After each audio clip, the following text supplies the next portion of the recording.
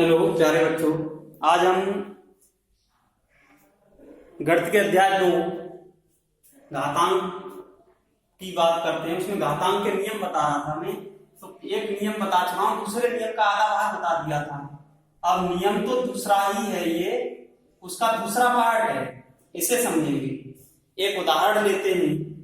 देखिए, यदि 2 की घात 3 2 की घात 3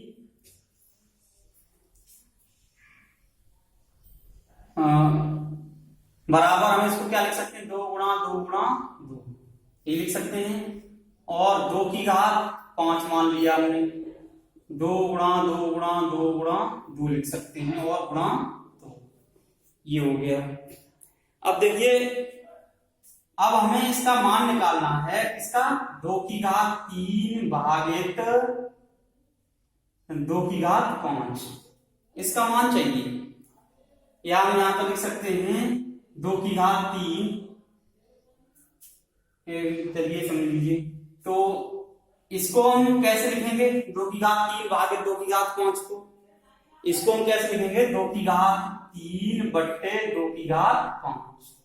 और 2 की घात 3 का मतलब क्या है, 2 गुणा 2 गुणा 2 बट्टे 2 गुणा 2 गुणा 2 गुणा 2 गुणा 2, ये हो गया। तो 1 2 3 1 2 3, ये तो कैंसिल हो गए। अब ये बचेगा क्या हमारा, 1 बट्टे 2 गुणा 2, कितना बचा, 1 बट्टे 2 की घात 2 बचा। तो 1 बट्टे 2 की घात 2 बचा। अब इसको हम कैसे लिख सकते हैं, इसको लिख सकते हैं हम कैसे, 1 बट्टे 2 की घात 5 माइनस 3, ऐसे लिख सकते हैं, 1 बट्टे 2 की घात 5 माइनस 3। तो अब इसका जो नियम है वो मैं इधर दे दे रहा हूं, 5 माइनस 3 लिख सकते हैं। तो देखिए, इधर है इसका नियम, यहां पे बता रहा हूं मैं। यदि ए कोई शून्येतर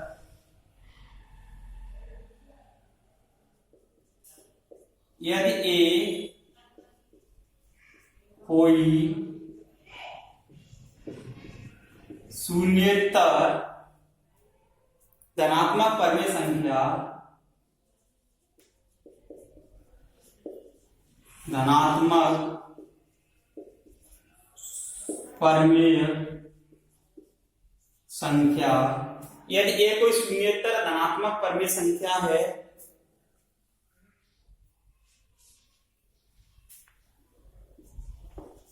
तथा m और n कोई दो धन पूर्णांक हैं, m और n कोई दो धन पूर्णांक हैं, तो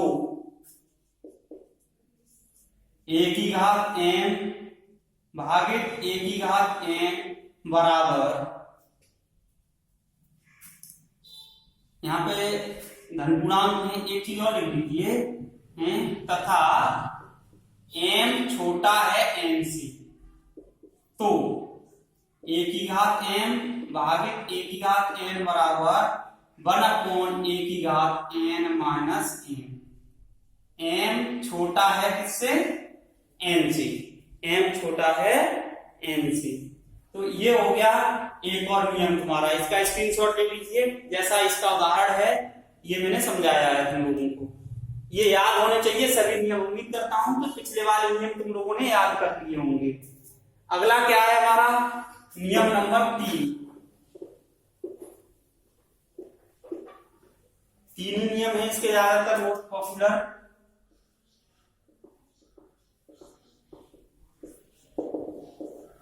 नियम नंबर 3 क्या है हमारा, यदि ए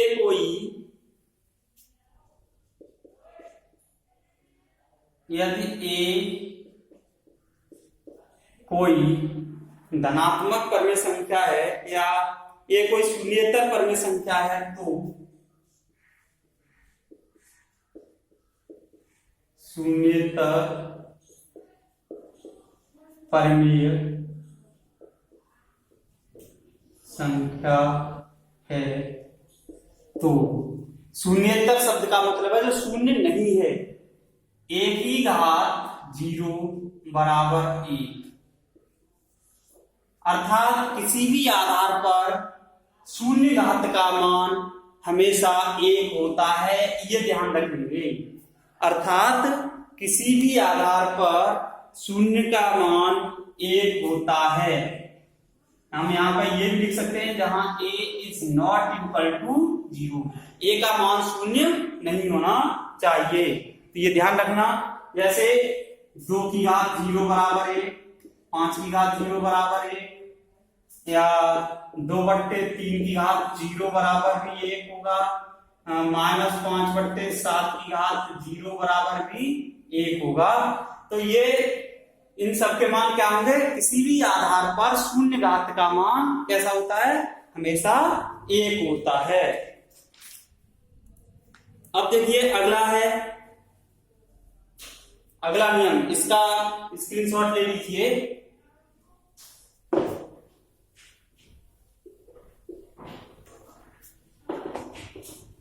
नियम नंबर है 4। अच्छा है, देखिए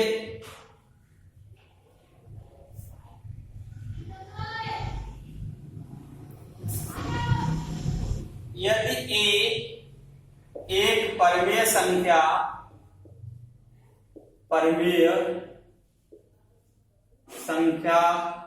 है और m तथा n कोई दो धन पूर्णांक हैं, तो a की घात m और पावर n है, a की घात m पावर उसके भी पावर n है, तो इसको हम a की घात m गुणा n लिखेंगे। क्या लिखेंगे, एक। अब उसका उदाहरण देख लीजिए इसका, जैसे 5 की घात 2, 5 बहुत बड़ी संख्या हो जाएगी, यहाँ पर 3 ले लेते हैं, 3 की घात 2 और यहाँ पर आ गया 3, ठीक है। तो हम इसको कैसे लिखेंगे, 3 की घात 2 गुणा 3 यानी 3 की घात 6। इसका मान निकालना हो तो 3 की घात 6 का मतलब क्या है, 3 गुणा 3 गुणा 3, ये आ गया। 3 की 9 की 27 की 81 की 243 और 243, 3 की 9, 3 दूनी 3 से 12 के 2, 3 6 7, 729। ये उदाहरण भी हो गया इसका एक। ऐसे ही और भी उदाहरण ले सकते हैं हम।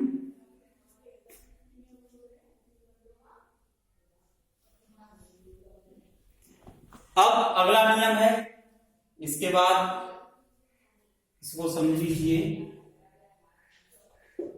इसका स्क्रीनशॉट ले लेंगे।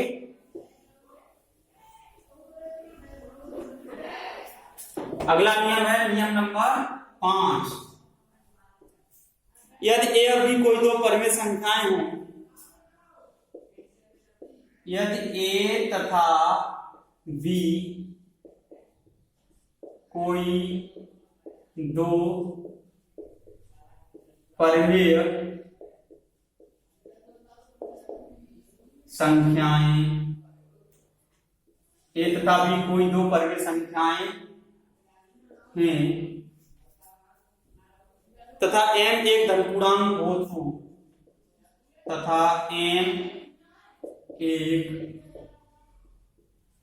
धनपूर्णांक हो तो क्या होता है, a की घात m गुणा b की घात m, यानी आधार अलग अलग हो और घात समान आ रही हो। इसका आधार a है, इसका आधार b है, यहाँ घात m है, यहाँ घात m है, यानी आधार अलग अलग हो और घात समान हो तो हम इसको आधारों का गुणा कर देते हैं और पूरे पर घात m लगा देंगे।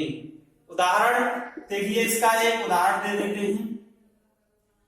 2 की घात 3 गुणा 3 की घात 3 बराबर, यानी इसका आधार 2 है, इसका आधार 3 है, घात दोनों का समान है, तो हम इसको लिख सकते हैं 2 गुणा 3 की घात 3 और 2 गुणा 3 का मतलब 6 की घात 3। तो 6 गुणा 6 गुणा 6, 6 3 36 सिक्के 216, इनका गुणनफल आ जाएगा। तो आधार अलग अलग हो और घात समान है तो हम इनको इस तरीके से लिख सकते हैं।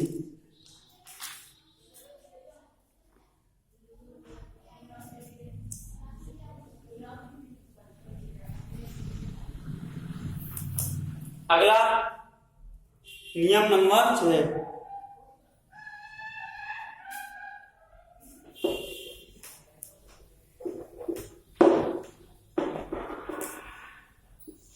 अगला यदि a तथा b कोई दो परिमेय संख्याएं हैं तथा m एक घनपूर्णांक है, और यहां पर मैं लिख दे रहा हूं जहां a is not equal to 0 और b is not equal to 0, यानी शून्य नहीं होना चाहिए है। तो देखिए a की पावर m भागित b की पावर m बराबर, इसको हम a की पावर m अपॉन b की पावर m लिख सकते हैं और a अपॉन b की होल पावर m भी लिख सकते हैं। अगर उल्टा भी दिया है तो भी कोई दिक्कत नहीं है। अब बात करते हैं हम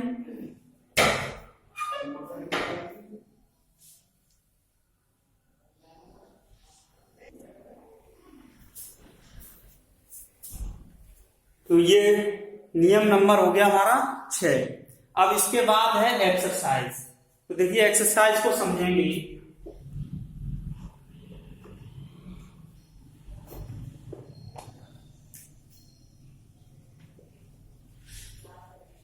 अभ्यास 2B, अभ्यास 2B है। पहला प्रश्न है इसमें अभ्यास 2B का पहला प्रश्न क्या दिया गया है, सरल कीजिए, सरल कीजिए। इसका पहला पार्ट दिया गया सरल करने के लिए 3 की घात 7 गुणा 3 की घात 8, 3 की घात 7 गुणा 3 की घात 8 ये दिया गया है भाई। तो इनको सरल करने का मतलब ये है कि हमें इनके मान निकालने हैं। तो मैं पहले पार्ट का यह बता रहा हूं, ठीक है। हल देखिए इसका 3 की घात 7 गुणा 3 की घात 8 बराबर कितना हो जाएगा।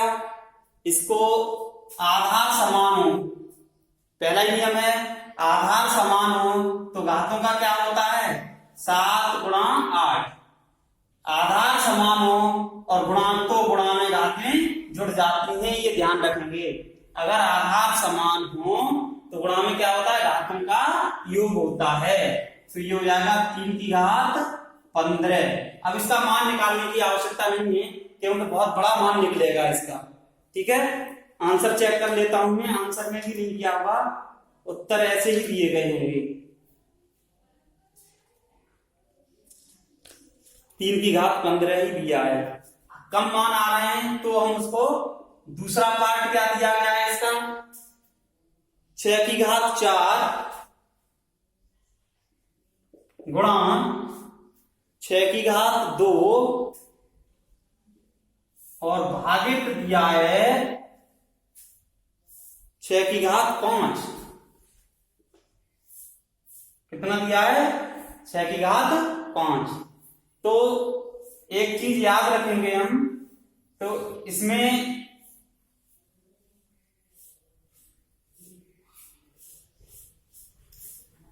हल इसका एक बोर्डमास नियम के अनुसार ही हम इसको चलेंगे। तो वैसे तो इनको या तो हमें इसका कोष्ठक दिया गया होता, समझ रहे हो ना, या तो कोष्ठक दिया गया होता तो हम इसको पहले हल कर लेते। कोष्ठक दिया जाना चाहिए, अगर कोष्ठक नहीं दिया गया है तो हम इसको यहां कोष्ठक दिया होता या इधर कोष्ठक दिया होता तो अलग बात थी। इसमें बिना कोष्ठक के ही दे दिया है तो देखो हम इसको कैसे लिख सकते हैं 6 की घात 4 बोर्डमास नियम के अनुसार अगर कोई व्यंजक हमें दिया गया है तो सबसे पहले भाग करते हैं, फिर गुणा, फिर जोड़ या घटाए जो भी है, और ब्रैकेट ऑर्डर में सबसे पहले रेखा कोष्ठक हटाते हैं, फिर छोटा कोष्ठक, फिर मझला कोष्ठक और फिर बड़ा कोष्ठक, यानी जो कोष्ठकों का क्रम होता है हटाने का वो भी है। तो हम इसको कैसे हल करेंगे, 6 की घात 4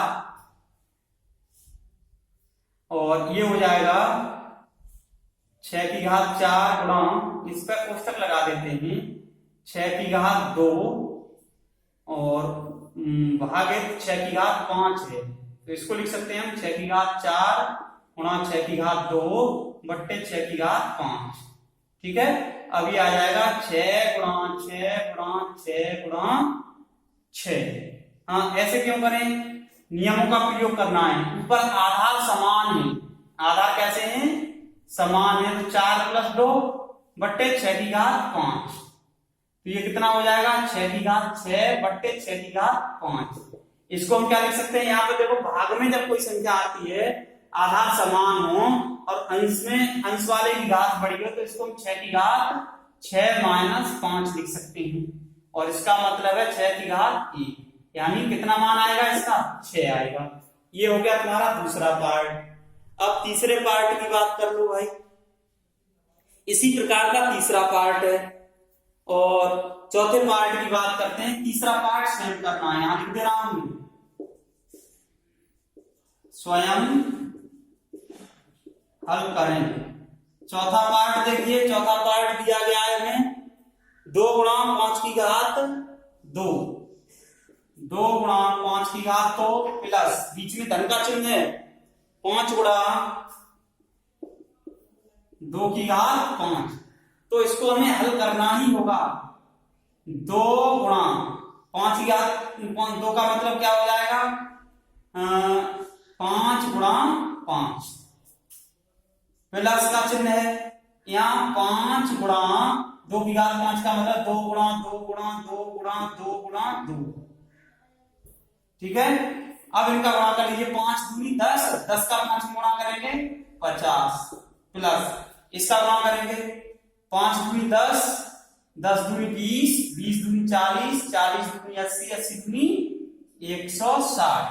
ठीक है, 2 दूनी 4 दूनी 8 दूनी 16 दूनी 32, 5 दूनी। अब इनको जोड़ देंगे तो ये हो जाएंगे हमारे 210।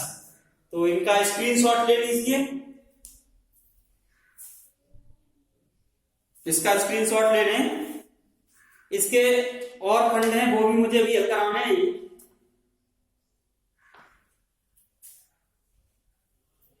इसके और खंडों को हम अगले वीडियो में हल करेंगे। अब आज के लिए इतना ही काफी है, धन्यवाद।